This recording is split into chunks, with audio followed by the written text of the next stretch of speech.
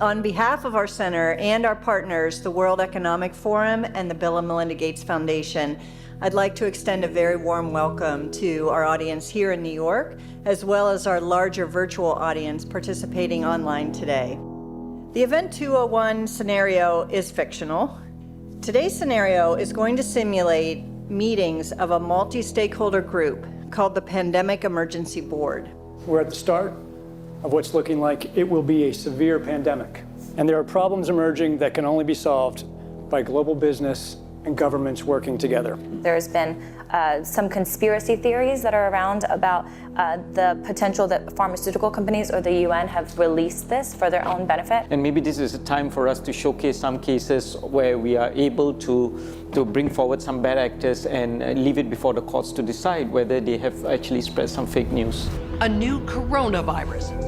Infected people got a respiratory illness with symptoms ranging from mild flu-like signs to severe pneumonia. In related news, a significant demand for personal protective equipment like N95 masks and gloves are on the rise. Patients are overwhelming healthcare facilities. People are avoiding public spaces out of fear of infection and in compliance with public health recommendations. Our U.S. affiliate has just released polling results on public expectations for a vaccine, and 65% of those polled are eager to take the vaccine, even if it's experimental. I'm not optimistic about having a vaccine in time to be relevant during this pandemic. With enough money and political will, anything is possible. Penalties have been put in place for spreading harmful falsehoods, including arrests. If the solution means controlling and reducing access to information, I think it's the right choice. What exactly are the risks and benefits of staying home from work? Absolutely, we need to save lives, but we literally cannot afford a heavy-handed response that suffocates our economy. The world saw large-scale protests and in some places riots. This led to violent crackdowns in some countries and even martial law. The public lost trust in their respective administration. Economists say the economic turmoil caused by such a pandemic will last for years. The societal impacts, the loss of faith in government, the distrust of news, and the breakdown of social cohesion could last even longer. We have to ask, did this need to be so bad?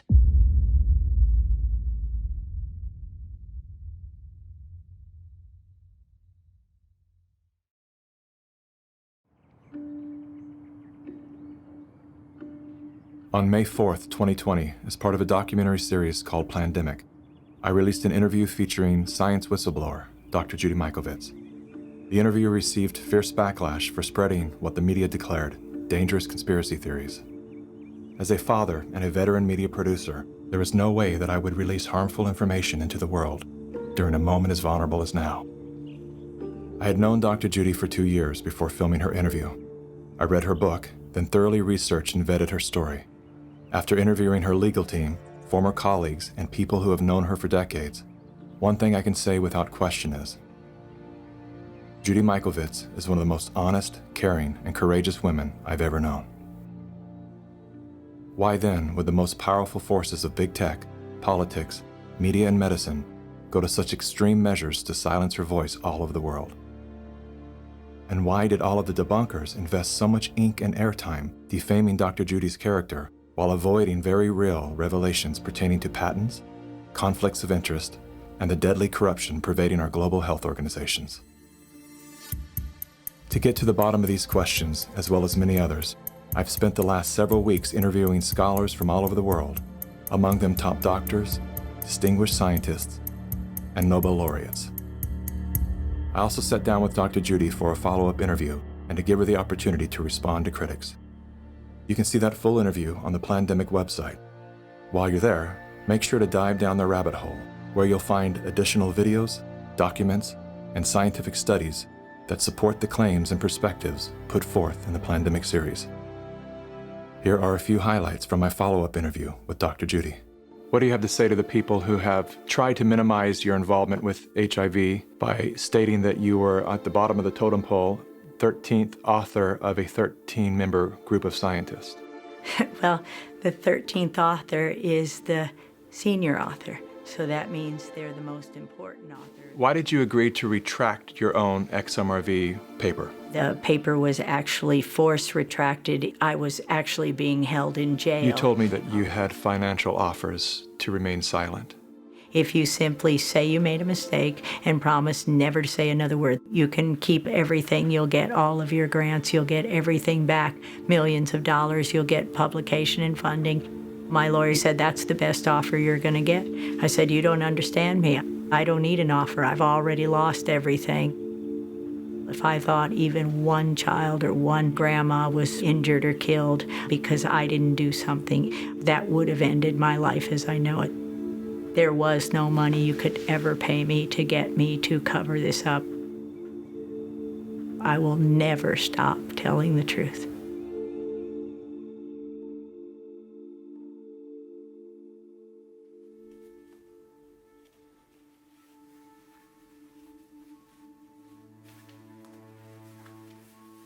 I'm the developer of Linguistic Genomics, which was the first platform on which you could determine the intent of communication rather than the literal artifact of communication. But we've also used that technology for a number of other applications in defense and intelligence and finance, and most notably, in the early 2000s, my company was responsible for bringing down what was, at the time, one of the largest tax frauds in U.S. history. We maintained a series of inquiries into every individual, every organization, and every company that is involved in anything that either blurs the line of biological and chemical weapons or crosses that line in any of 168 countries. In 1999, there were 1 million patents digitized by IBM. And those 1 million patents were the first time human innovation had been put into an electronic digital searchable format. We took that information and we did a very simple exercise using our linguistic genomics technology, where I made the horrific assessment that approximately 1/3 of all patents filed in the United States were functional forgeries, meaning that while they had linguistic variations, they actually covered the same subject matter. In 1999, patents on coronavirus started showing up, and thus began the rabbit trail. March 2003, panic grips Hong Kong as a deadly new virus sweeps through the city. In 2003, the Center for Disease Control saw the possibility of a gold strike, and that was the coronavirus outbreak that happened in Asia. They saw that a virus they knew could be easily manipulated was something that was very valuable, and in 2003 they sought to patent it. And they made sure that they controlled the proprietary rights to the disease, to the virus, and to its detection, and all of the measurement of it. We know that Anthony Fauci, that Ralph Baric, that the Center for Disease Control, and the laundry list of people who wanted to take credit for inventing coronavirus were at the hub of this story. From 2003 to 2018, they controlled 100% of the cash flow that built the empire around the industrial complex of coronavirus. The World Health Organization has officially named the novel coronavirus the novel coronavirus outbreak. The World Health Organization has declared an international public health emergency. While we know that the coronavirus manipulation started with Dr. Ralph Baric in 1999. The major characteristics of SARS, MERS, and SARS coronavirus 2, it's a good way for you. Ralph Baric is the researcher at the University of North Carolina, Chapel Hill, who is famous for his chimeric coronavirus research. In 2002, there was a recognition that the coronavirus was seen as an exploitable mechanism for both good and ill. On April the 25th, 2003, the U.S. Center for Disease Control filed a patent on the coronavirus transmitted to humans. Under 35 U.S. Code Section 101, nature is prohibited from being patented. Either SARS coronavirus was manufactured, therefore making a patent on it legal, or it was natural, therefore making a patent on it illegal. If it was manufactured, it was a violation of biological and chemical weapons, treaties, and laws. If it was natural, filing a patent on it was illegal. In either outcome, both are illegal. In the spring of 2007, the CDC filed a petition with the Patent Office to keep their application confidential and private. They actually filed patents on not only the virus, but they also filed patents on its detection and a kit to measure it. Because of that CDC patent, they had the ability to control who was authorized and who was not authorized to make independent inquiries into coronavirus. You cannot look at the virus, you cannot measure it, you cannot develop a test kit for it. And by ultimately receiving the patents that constrained anyone from using it, they had the means, they had the motive, and most of all, they had the monetary gain from turning coronavirus from a pathogen to profit. Developing and owning a coronavirus vaccine has become a biotech arms race with political overtones. This vaccine gold rush is starting to bother me. Gold rush. Let's keep that in mind. And so somewhere between 2012 and 2013, something happened. The federal funding for research that was feeding into places like Harvard, Emory, University of North Carolina, Chapel Hill, that funding suddenly became impaired by something that happened at the NIH, where the NIH got this little tiny moment of clarity and said, I think something we're doing is wrong. And in 2013, the NIH said, gain-of-function research on coronavirus should be suspended. The National Institutes of Health had a moral and social and potentially legal reason to object to research. But the letters that were sent to the researchers essentially said, you are receiving notice that we're telling you to stop. And now on the bottom of the page, we're going to clarify what stop means. Keep going. But when the heat gets hot in 2014 and 15, what do? You offshore the research. You fund the Wuhan Institute of Virology to do the stuff that sounds like it's getting a little edgy with respect to its morality and legality. But do you do it straight way? No. You run the money through a series of cover organizations to make it look like you're funding a U.S. operation, which then subcontracts with the Wuhan Institute of Virology. The U.S. could say, China did it. China could say, the U.S. did it. And the cool thing is, both of them are almost telling the truth. Where did the coronavirus come from? There is a new investigation into its origins. U.S. intelligence officials tell NBC News that they are examining whether the virus accidentally came from a Chinese lab. Chinese officials pushing back against that claim on Thursday, tweeting that it might be the U.S. Army who brought the epidemic to Wuhan. I was the first person in the world to look at an epidemic and study its characteristics and prove that it was due to biological warfare and was not a natural occurrence. So I published that 28 years ago. Early in this pandemic, I did not think the coronavirus was a natural occurrence from bats. I feel quite convinced that this was a laboratory-designed organism. There have been hundreds and hundreds of leaks from high-containment laboratories that do research on pathogenic coronaviruses and other potentially lethal organisms. I was particularly interested in a paper that came out in Nature Medicine by 5 scientists claiming it was definitely a natural occurrence rather than a lab construct. But the arguments they used did not hold water. They didn't really make a lot of scientific sense. And yet all kinds of very important people started parroting what this paper said.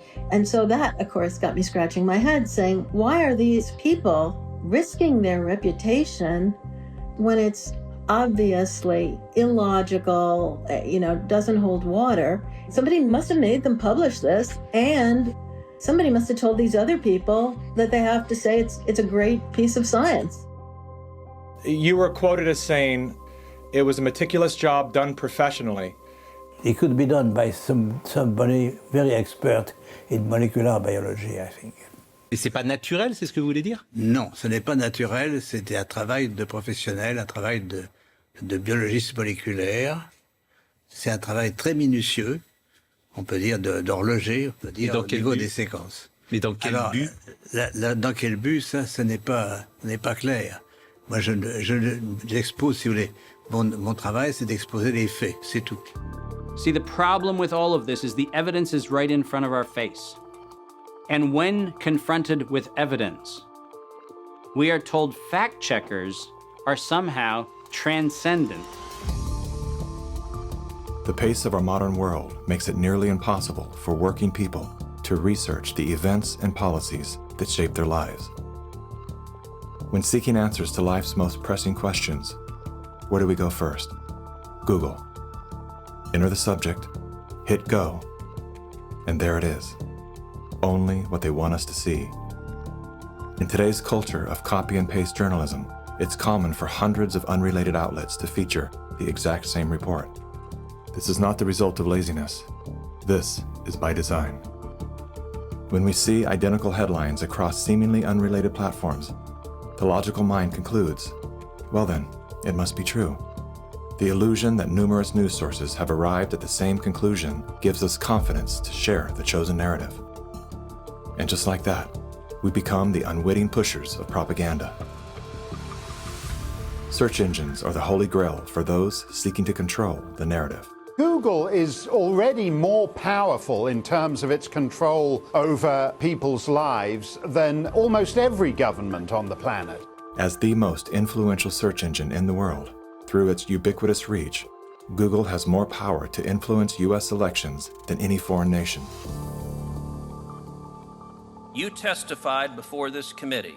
You said in subsequent elections, Google and Facebook and Twitter and big text manipulation could manipulate as many as 15 million votes in a subsequent election? And the methods that they're using are invisible, they're subliminal, they're more powerful than most any effects I've ever seen in the behavioral sciences, and I've been in the behavioral sciences for almost 40 years. The blacklists is something that Google said didn't exist, and they testified that under oath. And nothing but the truth, so help you God. I do. Now, me as an engineer, I just did a search on Google's internal search engine, and guess what I found? It had blacklisted search terms like cancer cures. Why is Google deciding what people can and cannot search for? What was once an efficient tool for navigating the world of information is now a network for global surveillance, data collection, and social engineering. Now let's take a look at a few of the most commonly used fact checkers, beginning with Snopes. The husband and wife duo of David and Barbara Mickelson founded Snopes.com in 1995. They had no journalism background or training whatsoever. They built their fact-checking empire by using Google as their primary verifying source. The Mickelsons divorced in 2015. Barbara sued David for embezzling money that he allegedly spent on prostitutes, as well as a lavish honeymoon with his new wife, who worked as an escort in Las Vegas before joining the Snopes cast of characters. In 2017, David Mickelson's new business partners filed a lawsuit accusing Mickelson of multiple counts of fraud and embezzlement. Snopes proclaims to be the internet's go-to source for discerning what is true and what is total nonsense. Yet one glance at their history of fact-free checking tells another story. When Dr. Mikovits claimed she was arrested without a warrant and jailed without a charge, Snopes rated her statement false. Had they bothered to explore the arrest documents, they would have seen that indeed there was neither a warrant nor signatures to officiate a charge, a fact that I confirmed with members of Dr. Mikovits' legal team. Was there a search warrant? No. And was she ever charged? No. Never charged with a crime. 100% correct. Judy has never been charged with any crime. Facebook's fact-checking arm, PolitiFact, is owned by the Poynter Institute, which has received substantial funding from big pharma allies such as Google and the Bill and Melinda Gates Foundation. Like Snopes, PolitiFact has a history of misleading the public. In late January of 2019, PolitiFact, Snopes, and FactCheck.org raced to squash the notion that coronavirus and its treatments were patented. They reviewed only 3 of the 4,452 publicly available patents, which unmistakably show that SARS coronavirus detection and treatment have been widely patented by both the public and private sectors. Facebook's founder pledged to the WHO, saying they would remove false claims and block exploitative ads. They're working with the World Health Organization and with the NHS, so they have a hotline, if you like, from those official sources. Wikipedia is the go-to destination for introductions to people, places, and things. Even the all-knowing Amazon Alexa calls on this digital encyclopedia. Alexa, who is Dr. Judy Mikovits? According to Wikipedia, Judy Ann Mikovits is a former American research scientist who is known for her discredited medical claims. She has been described as an anti-vaccination activist and a promoter of conspiracy theories, and has been accused of scientific misconduct. Wikipedia is supported by the Wikimedia Foundation, a nonprofit parent organization with a long history of politically tied funders. Many named, many anonymous. What exactly does a Wikipedia donor receive in exchange for their generosity? What began as an unbiased open source platform is now weaponized to undermine the work and reputation of anyone deemed a threat to its stakeholders. And once they smear you, they lock you out from making corrections to your own bio. In summary, most independent fact-checkers are neither independent nor factual.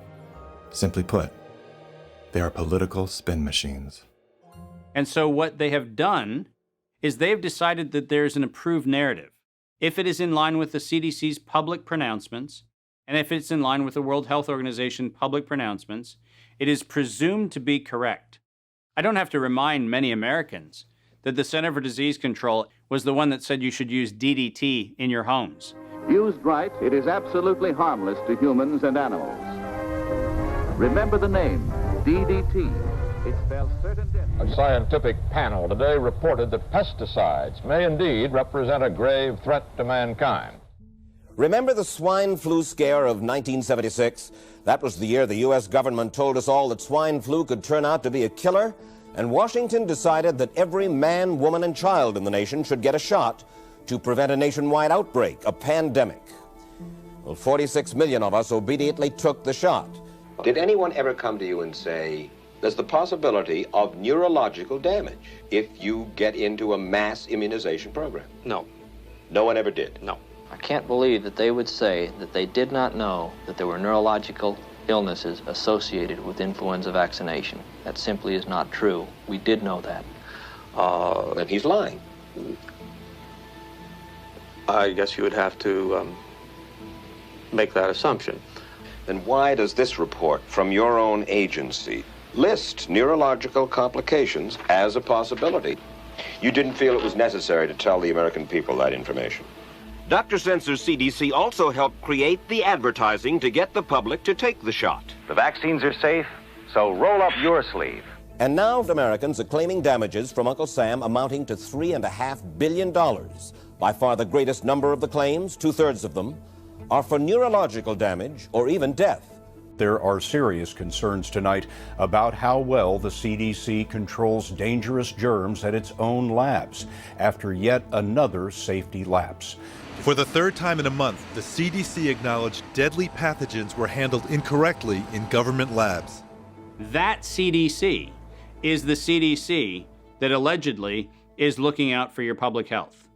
When we start with the assumption that the official dogma has to be the objective standard, then what fact checkers look for is a piece of published media that confirms the statement made by that particular organization. And then debunkers and conspiracy theorist blower-uppers come in and say, we're going to make this thing clearly the scam that it is. Every media outlet that is in the public media right now has planted evidence, and they have re-ranked pages. So if you look today at face mask wearing, and if you look today at social distancing studies, you will see the studies that used to be number 1, number 2, number 3 on the pages of PageRank search don't exist anymore. And what is there are studies that wind up having headlines that support the common narrative. You're going to be hearing more about advanced guidelines. Because if you can keep people from assembling, guess what they're not talking about? They're not talking about the issues of the campaign. If you can keep people in their homes, the only source of information that you can have is what you curate for them. Now I know how to target my electorate. They're in the only place I allowed them to be, being fed the only message I'm allowing them to hear, through a media that I control.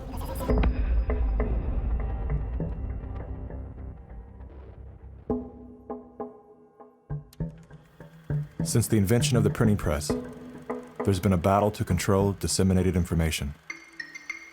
In the early 1900s, oil tycoon John D. Rockefeller took control of every newspaper and news editor of his era. He became America's first billionaire, paving the way for the power-hungry ever since. Thus began the gold rush for the modern world's most precious resource, the narrative. Do you have any people being paid by the CIA who are contributing to a major circulation American journal? During a Senate committee investigation, it was revealed that the CIA had been conducting a covert operation to infiltrate and control U.S. media. They called it Operation Mockingbird. We do have people who submit pieces to American journals. Do you have any people paid by the CIA who are working for television networks? This, I think, gets into the kind of details, Mr. Chairman, that I'd like to get into in executive session. Over 3,000 CIA contracted and trained operatives were placed in key positions within top media outlets. Posing as editors and journalists, these well-paid actors never dared to question the effect of their lies on the world beyond their cozy studio. How often does the CIA manipulate the media in this way? It goes beyond your wildest imagination. Setting up student organizations so they could draw radical students in. 5,000 university professors co-opted to help the CIA manipulate people's minds. Journalists in the U.S., including big-name journalists, co-opted to function routinely to help the CIA put out stories and biases to the world. As this 1952 CIA memo says, the aim is controlling an individual to the point where he will do our bidding against his will. It's a great brainwashing process to change the perception of reality of every American to such an extent no one is able to come to sensible conclusions in the interests of defending themselves, their families, their community, and their country. Would you say that continues today? Well, I would think probably for a reporter it would continue today, but because of all of the revelations, I think you've got to be much more careful about it. So how do we know that Operation Mockingbird still isn't in effect? Well, we don't. It was the Telecommunications Act of 1996 that opened the door for predatory corporations to monopolize the industries of print and broadcast. This bill protects consumers against monopolies. It guarantees the diversity of voices. Today, a handful of corporate empires own and control the vast majority of everything you read, hear, and watch. From the biggest movie studios, television and radio networks, newspapers and magazines, to the vast universe of internet news and entertainment sites. Amazon has transformed its operations in response to COVID-19 to protect employees and keep packages flowing. The company is keeping its employees safe and healthy while still delivering those packages to your doorstep. The company is keeping its employees healthy. The company is keeping its employees safe. The company is keeping its employees safe. Millions of Americans staying at home are relying on Amazon. And that is how it works. It's like a house of mirrors, where you're seeing the same thing over and over and over again, except it's distorted. There's an industry that is paid to go after and target journalists, whistleblowers, and inundate our consciousness and the images we see to try to ruin, destroy, or smear the idea that they don't like or the person who's delivering it. You smear somebody with falsehoods and all the rest, and then you merchandise it. And then you write it, and they'll say, see, it's reported in the press So they have that validation that the press reported the smear, and then it's called the wrap-up smear. Now I'm going to merchandise the press's report on the smear that we made. And it's a tactic. Welcome back, everybody. News personalities are not the only high-paid actors to serve the propaganda machine. Most late-night talk shows are owned by the same corporate overlords and thus follow the same script, only laced with a laugh. Our main story tonight concerns conspiracy theories. Last Week Tonight with John Oliver featured a skit entitled Coronavirus Conspiracy Theories. Like the claim that the moon landing was faked. First thing to note here is that Mr. Oliver opens with commentary about conspiracy theories that are completely unrelated to coronavirus. This is the standard tactic used by propagandists to set a tone so that anything that follows will be seen through the lens of absurdity. Plandemic, a pseudo-documentary filled with a hodgepodge of conspiracy theories. Mr. Oliver then does his best to debunk Dr. Judy's claim that she was arrested but never charged with a crime. She was absolutely criminally charged. This was not an oversight, but a blatant lie.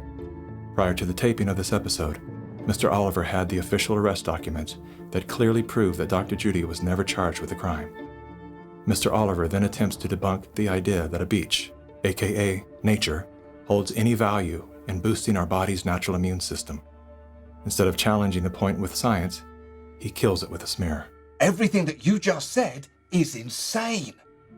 Television is not the truth. We deal in illusions, man. None of it is true. But you people sit there day after day, night after night, all ages, colors, creeds. We're all you know. You're beginning to believe the illusions we're spinning here. You're beginning to think that the tube is reality and that your own lives are unreal. This is mass madness, you maniacs. In God's name, you people are the real thing. We are the illusion. So turn off your television sets. Turn them off now. Turn them off right now. Turn them off and leave them off. Turn them off right in the middle of the sentence I'm speaking to you now. Turn them off. In 1979, the world decided that we needed the Bayh-Dole Act because we needed to reform our patent system. And one of the modifications was we allowed recipients of federal funding to patent and retain economic interest in the research that the public paid for. You get a $5 million grant from the taxpayer, and then you get to charge the taxpayer a premium for the technology they paid to develop. Pfizer is going to get nearly $2 billion. Moderna receiving $438 million in taxpayer money. And yet both companies have said they will not sell the vaccine at cost. They're going to make a profit on it. Should pharmaceutical companies profit off this vaccine research that taxpayers have helped fund? And the Bayh-Dole Act failed the American people because rather than standing on the shoulders of giants, we now kneel at the feet of greed. My systems flagged anomalies when I started seeing nonprofits and corporates and cover financing for coronavirus programs in the late summer and fall of 2019. Our first red flag came out when we read the World at Risk scenario. Now, there's an organization called the Global Monitoring Preparedness Board. This organization is a part of the World Health Organization, and this board includes Dr. Elias from the Gates Foundation and Anthony Fauci from NIAID. These two individuals, plus the director of the Center for Disease Control in China, come out with a recommendation that says that by September 2020, 2 global pandemic preparedness exercises have to be completed. And one of them has to be done on the release of a respiratory pathogen that then gave rise to an October event, Event 201. On behalf of our partners in the Bill and Melinda Gates Foundation. Event 201 took place 5 months before COVID-19 was declared a pandemic. The participants of the event are some of the same people that are now deeply involved in the real pandemic and profiting from it as well. Event 201 was a scripted, multi-camera, live event that was broadcast globally via the internet. An event of this complexity and magnitude would take months to write, prep, and produce, placing the conception date at least 1 year prior to the actual pandemic. There is no question that there will be a surprise outbreak. Anthony Fauci knew as early as January of 2017 that we would see an outbreak before the end of 2020. Even Bill Gates, a man with no medical training, knew it was coming. If we start now, we can be ready for the next epidemic. Every single thing that you have seen play out in front of your eyes, all of them laid out in their tabletop exercise, which, by the way, fact checkers have said has nothing to do with the coronavirus outbreak. Just happenstance. This is that wonderful universe of improbabilities where events just co-emerge and then nature conveniently backs itself into our architecture. That's the scenario we're supposed to accept. Brilliant.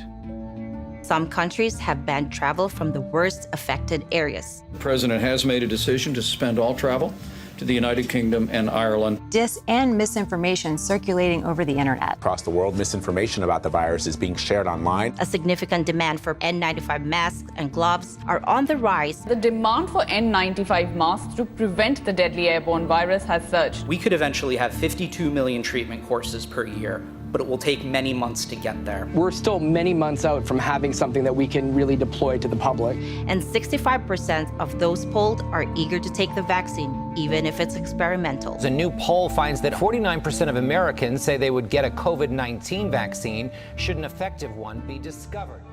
I'm curious, who wrote the Event 201 script? If the visionaries of the event knew at least 1 year in advance what was needed, why didn't they take care of those things?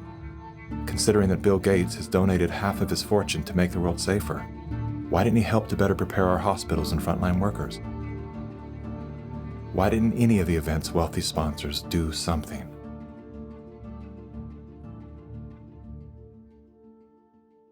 Now here we are. You know, we didn't simulate this, we didn't practice. On behalf of our partners in the Bill and Melinda Gates Foundation. So both the health policies and economic policies, we find ourselves in uncharted territory. Event 201 was not the first scripted exercise to prophesize the future with astonishing accuracy. Leaders of global health and business have been seeding reality with fictional scenarios for several decades. The scenario, obviously, is fictional. 1 year prior to Event 201, many of the same sponsors, hosts, and actors came together to produce a tabletop pandemic simulation for a fictional virus they branded Clade X. 1 year to produce a vaccine for this is too long. We should have stockpiled, we didn't, but we're going to have to look at that vaccine question to see if we can speed up the delivery. And if we do not have the public with us, we're in big trouble. In 2010, the Rockefeller Foundation released a 54-page document called Scenarios for the Future of Technology and International Development. Page 18 features the pandemic scenario, Lockstep, a world of tighter top-down government control and authoritarian leadership, with limited innovation and growing citizen pushback. China's government was not the only one that took extreme measures to protect its citizens from risk and exposure. During the pandemic, national leaders around the world flexed their authority and imposed airtight rules and restrictions, from the mandatory wearing of face masks to body temperature checks at the entries to communal spaces like train stations and supermarkets. Even after the pandemic faded, this more authoritarian control and oversight of citizens and their activities stuck and even intensified. We are living in a time where leadership, unfortunately, is compromised. And by that I mean that individuals are placed in power for their ability to be influenced, not their merits of leadership. Nothing could be clearer than the leadership of the World Health Organization. The World Health Organization is the institution granted exclusive power to guide and protect the health and wellness of humanity. The WHO is sustained by private donations, the bulk of which are made by pharmaceutical and biotech corporations who have a vested financial interest in the organization's support. In 2017, the Associated Press reported that the WHO routinely spends about $200 million a year on travel expenses, more than what it spends to fight some of the biggest problems in public health, including AIDS, tuberculosis, and malaria combined. The WHO's repeated issuing of inaccurate and bad advice is not merely the result of incompetence, but rather the direct result of the Communist Party of China deliberately buying out WHO's leadership. On the nomination of the Executive Board, appoints Dr. Tedros Adhanom Ghebreyesus as Director General of the World Health Organization. Tedros Ghebreyesus is the World Health Organization's first Director General that isn't a medical doctor. No Tedros for WHO! No Tedros for WHO! The appointment to the organization's highest position was controversial, given that in his previous role as Ethiopia's health minister, Tedros was accused of covering up 3 major health epidemics. Tedros is no stranger to controversy. As a former Minister of Health in Ethiopia, he has been accused of an alleged cover-up of 3 possible cholera epidemics. Prior to his appointment, Tedros was a high-ranking member of the Tigray People's Liberation Front, a brutal and corrupt political group responsible for crimes against humanity, including bombings, kidnappings, tortures, and killings. How does a man with such a controversial past score the top position at the world's most influential health organization? I have known Bill and Melinda for many, many years now. While serving as Ethiopia's health minister, Tedros became intimately intertwined with both the Gates Foundation and the Clinton Foundation. The health minister of Ethiopia, one of the ablest public servants I ever worked with.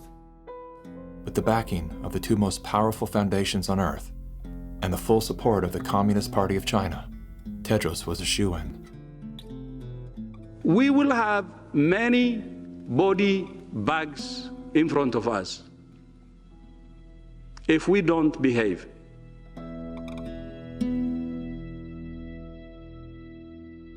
You cannot find a person promoting this scenario that's not part of the interlocking directorates of the World Health Organization, the CDC, the NIAID, or the organizations that are the philanthropic cover organizations that fund them.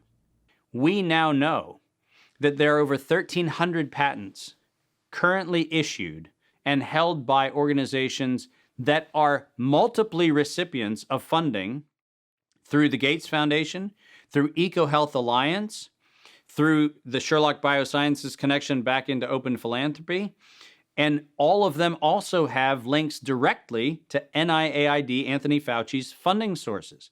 If you have conflicts of interest in the funding and in the decision-making and in the inside knowledge that you have between competing or competitor organizations, that is a violation of the antitrust laws of the United States. These are federal crimes. If you had the power to immediately fix whatever's wrong with our current medical system, where would you start? Conflicts of interest.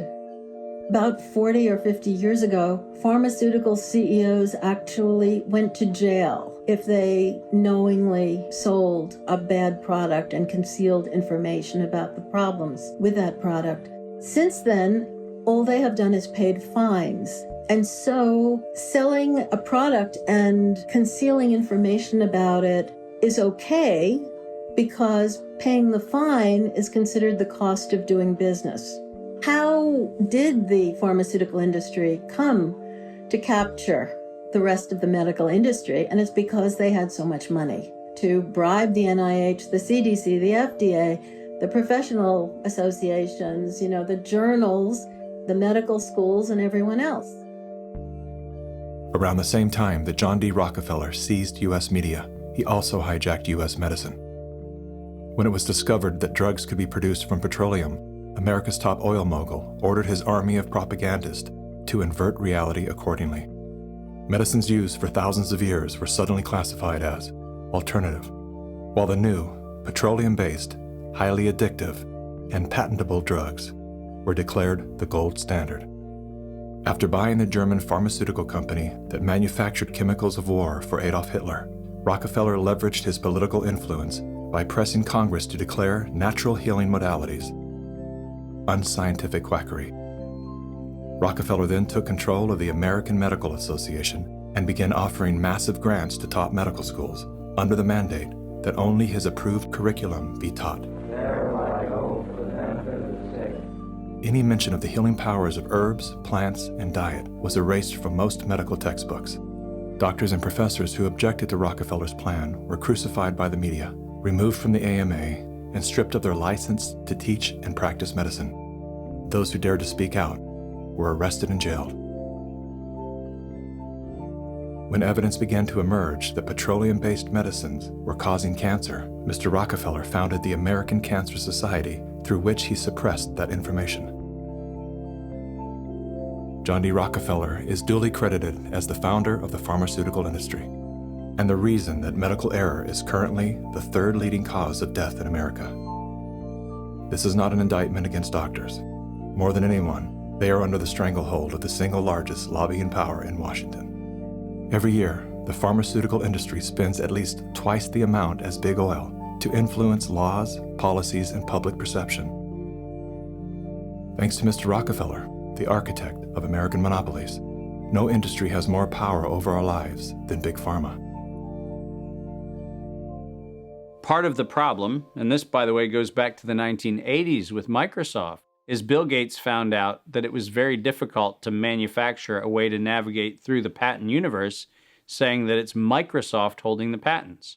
And he became the architect of a very cunning program of putting patents in holding companies that didn't have anything to do with the name of the organization. According to legend, young Bill Gates built his computer empire out of his garage. Reality tells another story, that Bill Gates was born into wealth and privilege. Both his grandfather and great-grandfather were banking moguls. His father, William Gates Sr., was a prominent Seattle-based lawyer and political lobbyist. Through his father, Bill Gates learned the ins and outs of law and politics and how to manipulate those governing forces. I'm Bill Gates, chairman of Microsoft. Bill Gates dropped out of college to start Microsoft. He is credited with inventing the operating system that became Windows. However, he played no part in the invention of Windows. The fact is, he bought an existing operating system from Seattle Computer Products, had it modified, then licensed it to IBM. That didn't stop him from taking all the credit. I don't see Bill Gates as this great creative person. I see him as an opportunist. While Microsoft's co-founder Paul Allen was struggling with cancer, Bill Gates seized the opportunity by attempting to cheat him out of his share of the company's fortune. They were basically talking about how they were planning to dilute my share down to almost nothing. And it was really a shocking and disheartening moment for me. And you were sick? Well, I think I was still probably in the middle of radiation therapy.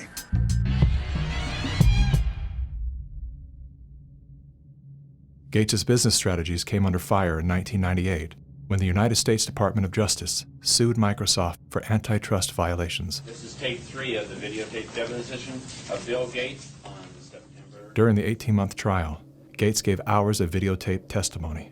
What were the non-Microsoft browsers that you were concerned about in January of 1996? That month. Yes, sir. And what about it? What non-Microsoft browsers were you concerned about in January of 1996? I don't know what you mean concerned. What is it about the word concerned that you don't understand?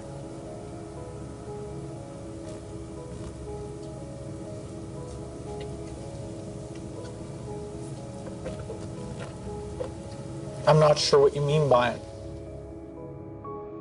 The Justice Department has charged Microsoft with engaging in anti-competitive and exclusionary practices designed to maintain its monopoly in personal computer operating systems. In a move to overshadow the negative press, Gates invested $100 million to set up the Bill and Melinda Gates Foundation. Overnight, Bill Gates transformed his public image from ruthless tech monopolizer to the world's most generous philanthropist. I'm pleased to announce that we're pledging an additional $1 billion We had the chance to witness Bill Gates 2.0, the man you don't know. The rebranding campaign paid off. His net worth swiftly doubled, earning Bill Gates the title of richest man in the world. You've invested $10 billion in vaccinations over the last 2 decades, and you figured out the return on investment for that, and it kind of stunned me. Can you walk us through the math? In a Wall Street essay, Bill Gates declared vaccines the best investment I've ever made. There's been over a 20-to-1 return. So if you just look at the economic benefits, that's a pretty strong number compared to anything else. The Gates Foundation expanded rapidly into a massive, vertically integrated, multinational corporation, controlling every step in a supply chain that reaches from its Seattle-based boardrooms to the villages of Africa and Asia. Is the world's largest private philanthropy causing harm? The Bill and Melinda Gates Foundation has made millions of dollars each year from companies blamed for many of the same social and health problems the foundation seeks to address. The Gates Foundation has investments in 69 of the worst polluting companies in the U.S. and Canada. Other companies in the foundation's portfolio have been accused of transgressions, including forcing thousands of people to lose their homes, supporting child labor, defrauding and neglecting patients in need of medical care. The Gates Foundation has not provided details.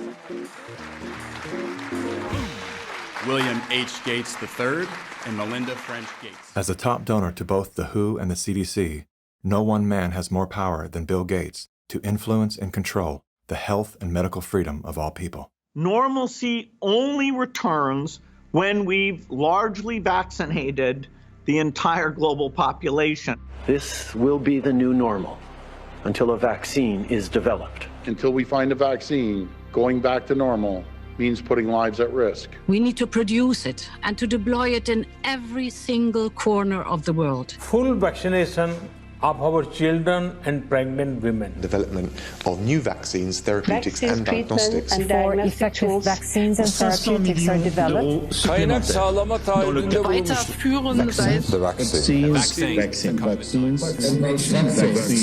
We've already bought the syringes. We already know where it's going to happen. We're thinking about what that's going to be. It's all part of this plan. Our military is now being mobilized, so at the end of the year, we're going to be able to give it to a lot of people very, very rapidly.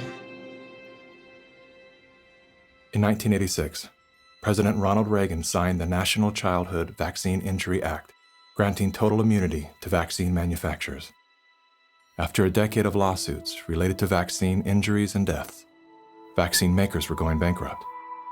In a move to coerce policymakers, vaccine companies threatened to stop making vaccines until they could be legally shielded from liability.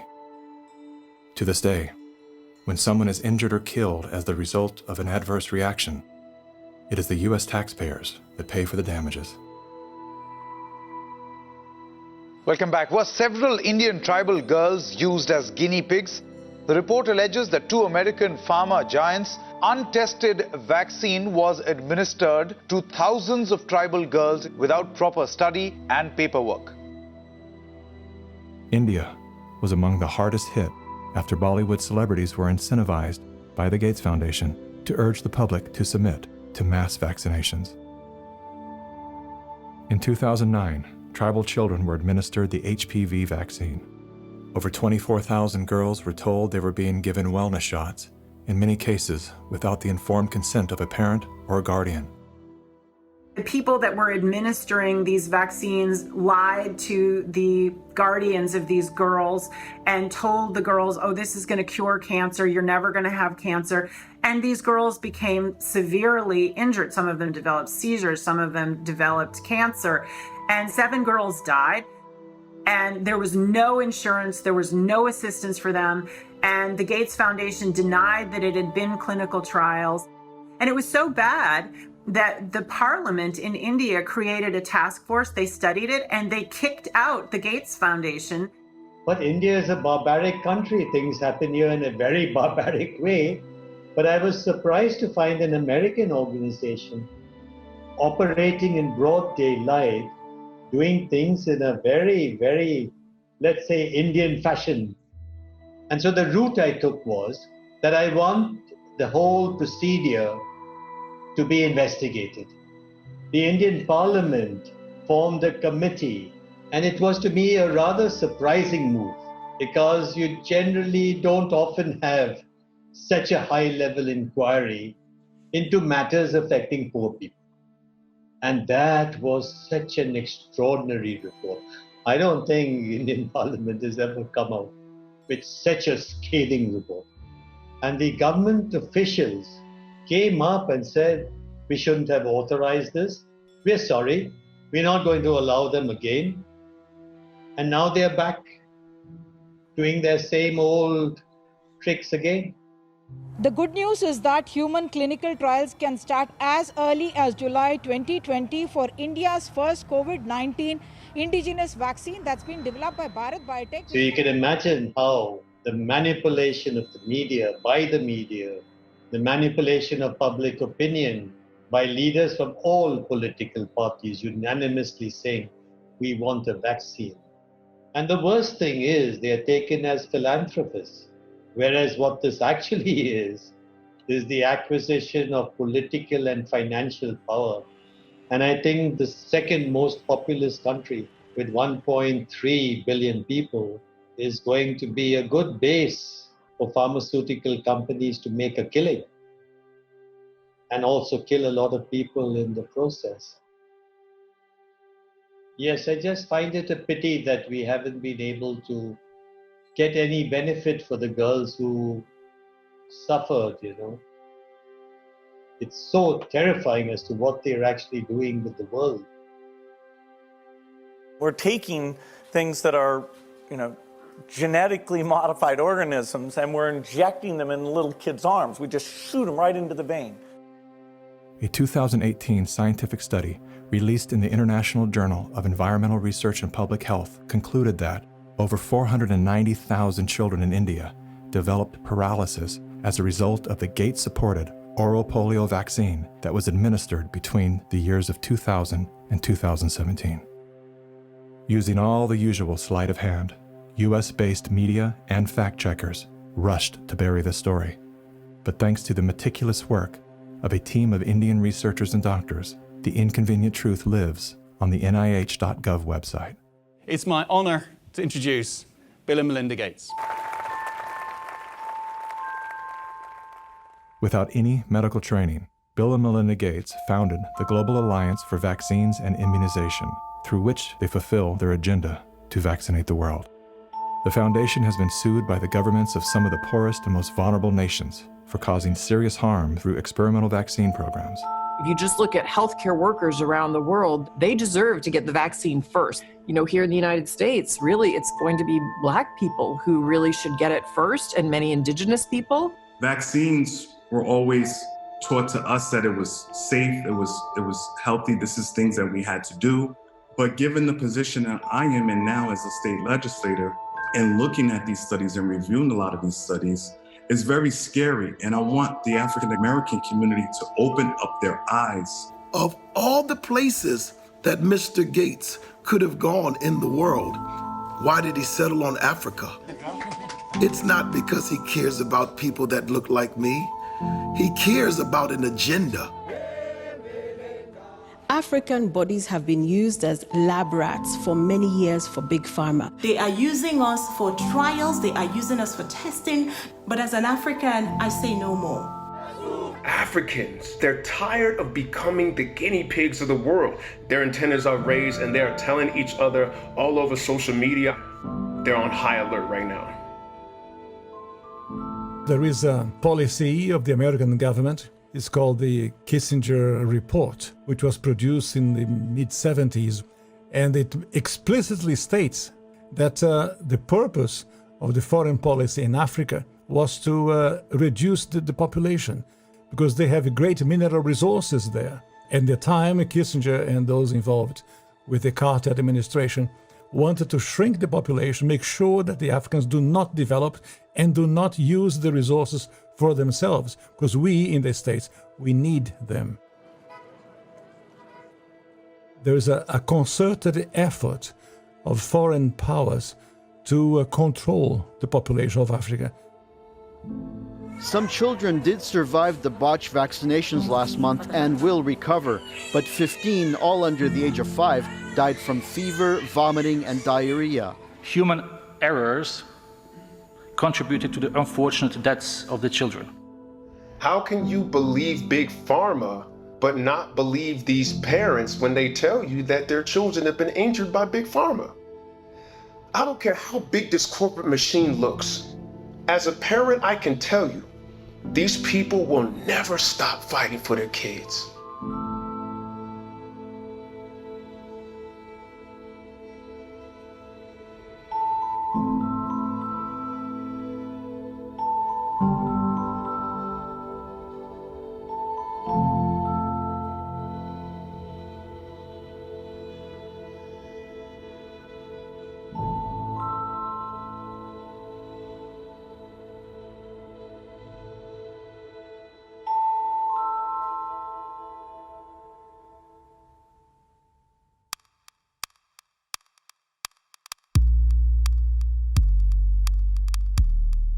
would take hours to list all of the questionable initiatives that Bill Gates is involved in.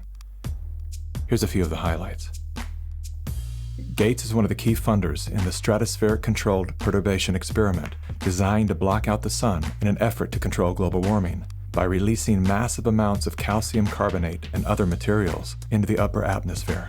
Critics, including environmental scientists, have called the project a global genocide experiment. Gates has invested over $1 billion in Earth Now's global surveillance project. The project will launch hundreds of satellites into space, which will allow for the 24/7 monitoring of all people everywhere. In partnership with MIT, Bill Gates has developed a new technology that allows vaccines to be injected under your skin along with your medical records. The Quantum Dot Tattoo will implant an invisible certificate that can be scanned by authorities using a cell phone app and infrared light. Eventually, what we'll have is certificates of who's a recovered person, who's a vaccinated person. So eventually there will be this digital immunity proof.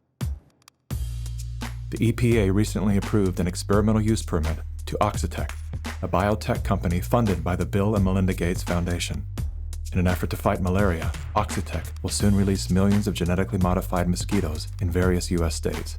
According to the NIH website, programs are being developed to allow human immunization via mosquito bite. It was Science magazine that coined the phrase, flying syringes. Would you raise your hand, please? Do you solemnly swear the testimony you're about to give in the matter now pending should be the... A shocking new report from the New York Times sheds light on the connection between Microsoft founder Bill Gates and the late Jeffrey Epstein. You report these two men met at least 6 times. Well, I believe that there were more. This included visits to the mansion, seeing each other in Seattle, flying on Epstein's plane. When flight logs revealed that Gates had been a passenger on the Lolita Express, he claimed that he didn't know that the private jet belonged to Epstein. He also denied that he and Mr. Epstein were involved in any business deals. However, an expose by the New York Times revealed that not only did Bill Gates initiate a relationship with Jeffrey Epstein well after he was convicted of sex crimes, but the two were also involved in the process of co-founding a multi-billion-dollar charitable fund. Why would they ever set up a charitable trust benefiting Jeffrey Epstein? That it was all about philanthropy, that Bill Gates just wanted to find new sources of money. Why would one of the richest men in the world choose to partner with the world's most notorious pedophile? A deeper dive into Epstein's world revealed that the two men had more in common than meets the eye. Like Gates, Epstein was a billionaire philanthropist with a passion for science, health, education, and children. The Jeffrey Epstein Foundation donated millions of dollars to top universities, science institutes, medical schools, early education programs, youth initiatives, and international peace accords. Bill Gates is either the most misunderstood man alive or one of the most convincing con men to ever live. Is he a benevolent hero or a malevolent opportunist? Bill Gates. Personally, I would love to believe that one of the richest men in the world is giving away his fortune for the betterment of humanity. I want to believe that endearing smile. I want to believe that his heart is as soft and warm as his sweaters. At the very least, I want to believe that he's unaware of the damage he's done.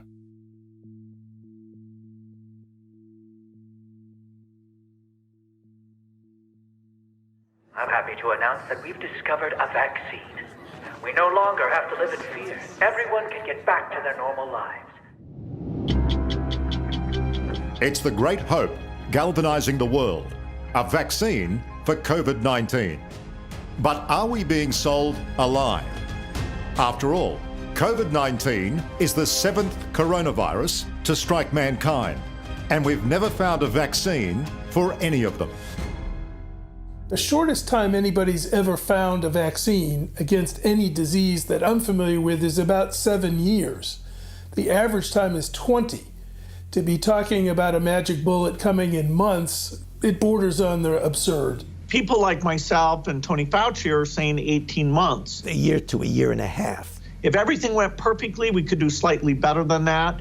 But there will be a trade-off. We'll have less safety testing than we typically would have. And so governments will have to decide, do they indemnify the companies and really say, let's go out with this? Something that people should know about COVID-19 vaccines is they fall today under the PrEP Act, which came into being after 9/11 and after an anthrax scare. And this law gives virtually blanket liability protection. It's basically impossible to get any kind of compensation if you're injured. So people need to understand that if you take COVID-19 vaccines, you are absolutely on your own. If you're permanently injured, if you lose your job, if your healthcare expenses go through the roof, tough luck. Volunteers all across the country began getting shots today as part of the final phase of testing for an experimental vaccine being developed by the NIH and the drug company Moderna. The side effects for the Moderna vaccine sound concerning. We looked. After the second dose, at least 80% of participants experienced a systemic side effect. So, are these vaccines safe? Well, the FDA, not being pressured, will look hard at that. The FDA is the gold standard of regulators, and their current guidance on this, if they stick with that, is very, very appropriate. And the side effects were not super severe. That is, it didn't cause permanent health problems for the things there. Moderna did have to go with a fairly high dose. And so, to get the antibodies. This isn't a vaccine story. This is a population management story. If your goal is to make this beautiful earth that we live on an exclusive playground for the entitled few, then populations that get in the way are a problem. And it is the empirical impulses of individuals who have decided that by outranking the rest of humanity, they can dictate upon humanity the conditions of their existence. Now we need to go and look in families to find those people who may be sick and remove them and isolate them. This bill enables the police to enter a home without a warrant. Madam Speaker, the police have never held that power. We will find out who lives in the house. And if it's someone that is refusing, we will definitely consult with our health officer to look into next steps. So the Sheriff's Department and the Health Department showed up at her door with orders for her and her husband to wear ankle monitors. The couple says they never denied self-quarantining. You will no longer be able to leave home. Only one person will be able to go shopping once per day. Recreational activity is now no longer allowed. You will be allowed to have 1 hour of exercise no further than 5 kilometres from your home. Are you serious? Just for not having a mask? For no mask? Are you serious? We will shut you down. We will cite you. And if we need to, we will arrest you and we will take you to jail. You know the old expression about snitches? Well, in this case, snitches get rewards. Some people are ratting their neighbors out, calling the police, but others are turning to the internet, where social distance shaming has gotten ugly. In a time of crisis, trying to force compliance upon a population by making neighbors and friends distrust one another is exactly the opposite tactic we actually need. When human societies lose their freedom, it's not usually because tyrants have taken it away. It's usually because people willingly surrender their freedom in return for protection against some external threat. That's what I fear we are seeing now.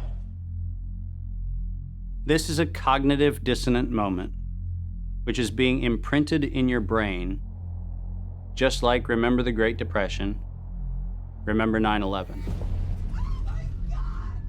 Weapons of mass destruction. We are being conditioned to have the excuse for unbelievable acts of tyranny, which will be justified by remember 2020. And your loved ones, those that die, those that are infected, they're being used as cannon fodder, which is the ultimate desecration of their honor and integrity. And this is also a test of humanity to see how much of our liberty we will let go before we finally draw the line under enough. Benjamin Rush, a signer of the Declaration of Independence, stated, "Unless we put medical freedom into the Constitution, the time will come when medicine will organize into an undercover dictatorship to restrict the art of healing to one class of men and deny equal privileges to others. That time is now." Well, this won't be the last pandemic that we face. So we'll have to prepare for the next one. That, I'd say is, will get attention this time. Mm-hmm.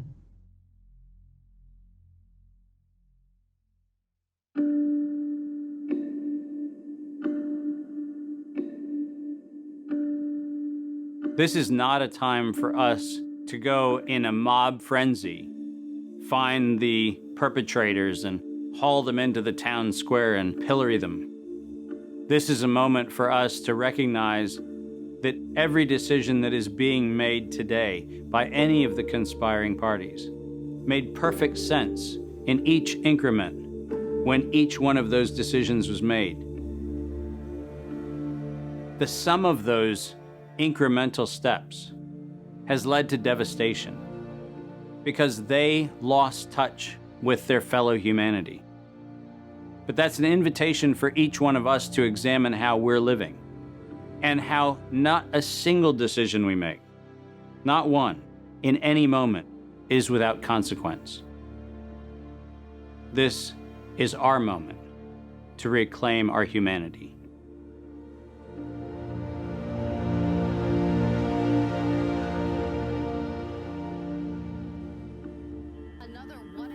Our lives are shaped and guided by stories.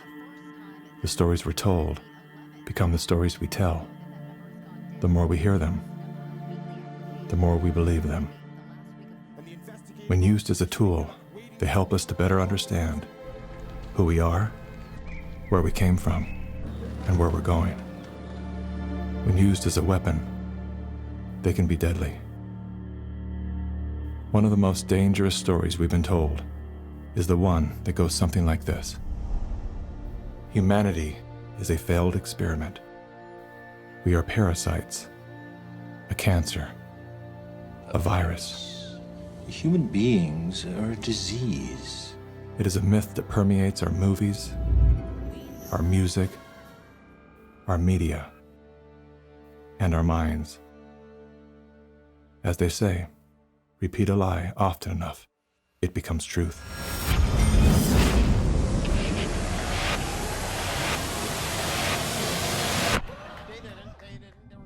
Perhaps that was the goal of the authors of that story. We feel too afraid to have kids because we feel that we're heading towards civilization breakdown as a result of Fear shuts down the part of our brain designed to solve problems. Without that ability, we look for others to guide and save us. In doing so, we lose touch with our most primal nature.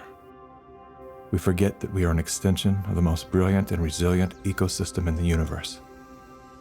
We stop eating food grown from the earth and begin consuming products processed from machines. We trade medicines that heal for drugs that harm. We abandon love and liberty for debt and dependency. The good news is, our story is not over. The climax has yet to come. That moment when the hero rises from defeat, summoning a force they forgot they had. A force within, a force of nature.